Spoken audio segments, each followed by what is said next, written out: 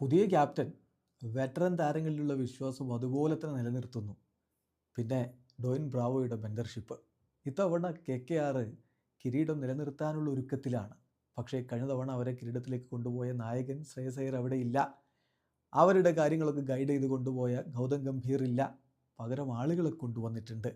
ഇത്തവണ നായകൻ അജിങ്ക്യ രഹാനെയാണ്, വളരെ എക്സ്പീരിയൻസ്ഡ് ആയിട്ടുള്ള പ്ലെയർ. അതുപോലെ ഡോയിൻ ബ്രാവോയെ ഇപ്പോൾ മെൻറ്ററായിട്ട് കൊണ്ടുവരികയും ചെയ്തിരിക്കുന്നു. എന്നാൽ അവരുടെ ടീമിൻ്റെ ശക്തി ദുർഗങ്ങളായി പവർ ഹൗസായിട്ട് കഴിഞ്ഞ കുറേ സീസണുകളിൽ ഉണ്ടായിരുന്ന ആന്ദ്രെ റസലും സുനിൽ നരയനും ഇത്തവണയും പ്രധാനപ്പെട്ട താരങ്ങളായിട്ടൊപ്പമുണ്ട്. സോ മാറ്റങ്ങളുണ്ട്, എന്നാൽ പഴയതിൽ നിന്ന് ഒരുപാട് മാറിയിട്ടുമില്ല. അതാണ് ഇത്തവണത്തെ KKR ടീം എന്ന് പറയേണ്ടി വരും. അവർ കഴിഞ്ഞ തവണ അവർക്ക് വേണ്ടി പൊളിച്ചടുക്കിയ ഫിൽസാൾട്ടിനെ കൈവിട്ടു. പകരമായിട്ട് അവർ കൊണ്ടുവന്നിരിക്കുന്നു ക്വിൻ്റൻ ഡി കോക്കിനെ. അതോടൊപ്പം തന്നെ മൊയിൻ അലി, റൗമൻ പൗല് എന്നിവരൊക്കെ സ്ക്വാഡിലേക്ക് വന്നിട്ടുണ്ട്.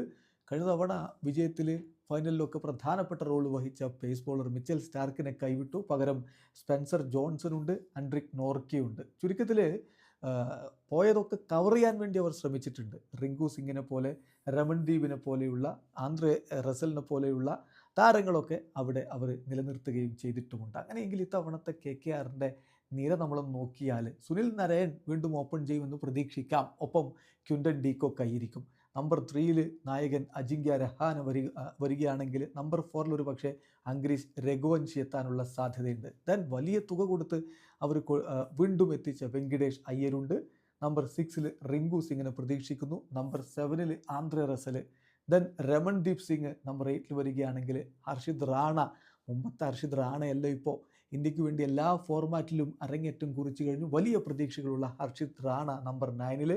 ദെൻ സ്പെൻസർ ജോൺസണോ ആൻഡ്രിക് നോർക്കിയോ ആയിരിക്കും നമ്പർ 10. ദെൻ വരുൺ ചക്രവർത്തി. എന്തൊരു ചാമ്പ്യൻ പ്ലെയറാണ് അദ്ദേഹം. വരുൺ ചക്രവർത്തി ഇത്തവണ KKRന് വേണ്ടി വലിയ റോള് വഹിക്കും എന്ന് തന്നെ എല്ലാവരും പ്രതീക്ഷിക്കുന്നു. വൈഭവ് അറോറയെ നമ്മൾ ഇമ്പാക്റ്റ് സബ്ബായിട്ടും പ്രതീക്ഷിക്കേണ്ടിയിരിക്കുന്നു. അങ്ങനെയെങ്കിൽ ഇത്തവണയും അവർക്ക് മികച്ചൊരു സ്ക്വാഡുണ്ട്. KKR കിരീടം നിലനിർത്താൻ ഉറപ്പിച്ച് തന്നെയാണ് വരുന്നത്.